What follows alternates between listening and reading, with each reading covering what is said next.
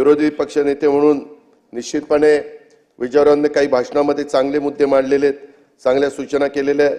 त्यांना तितकाच सकारात्मक प्रतिसाद देण्याची आमची महायुतीच्या सरकारची भूमिका आहे. त्याबद्दल मी तुम्हाला ऐकवीन कि प्यार करेंगे तो करोगे, प्यार करोगे तो प्यार करेंगे, हाथ मिलाओगे तो हाथ भी मिलाएंगे, गले मिलोगे तो गले मिलाएंगे, सितम मिलाएंगे, गले मिलाएंगे ना, सितम करोगे तो सितम करेंगे, हम आदमी है तुम्हारे जैसे, जो तुम करोगे वो हम करेंगे. अध्यक्ष महोदय, अरे आता बघा, आता चांगला मूड झाला तरी वाईट वाटतंय, काय कठीणच आहे बाबा.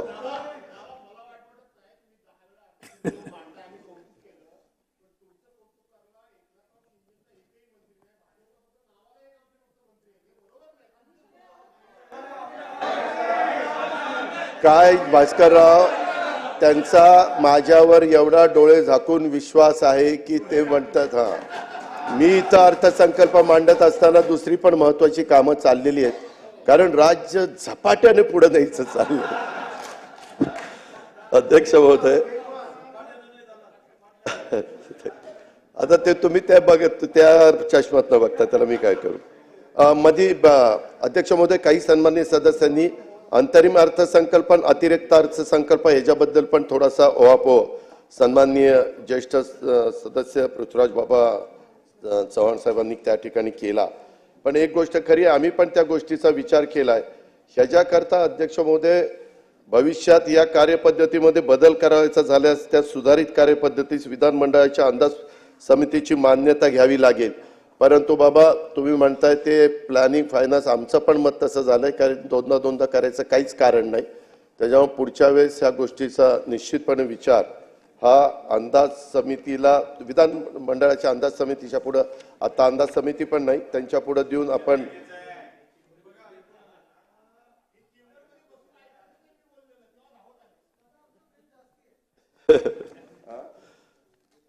मान्य आहे. अध्यक्ष महोदय, सन्माननीय विरोधी पक्ष नेत्यांचा असा मुद्दा मांडला की महसुली खर्च आणि महसुली तूट वाढली आहे, असं तुम्ही मांडलं. 24-25 मध्ये महसुली खर्च 5,19,514 कोटी अपेक्षित आहे. महसुली खर्चात ते 11.57% वाढ आहे हे दिसतंय, पण तो खर्च कशावरील आहे हे देखील अध्यक्ष महोदय आपण पाहिलं पाहिजे. व्याज, वेतन, निवृत्ती वेतन या गोष्टी महसुली खर्चात येतात. व्याज प्रदानाची महसुली जमेची टक्केवारी 11.3% इतकी आहे आणि व्याज, निवृत्ती वेतनाची, वेतन एकत्रित खर्चाची टक्केवारी 58% आहे.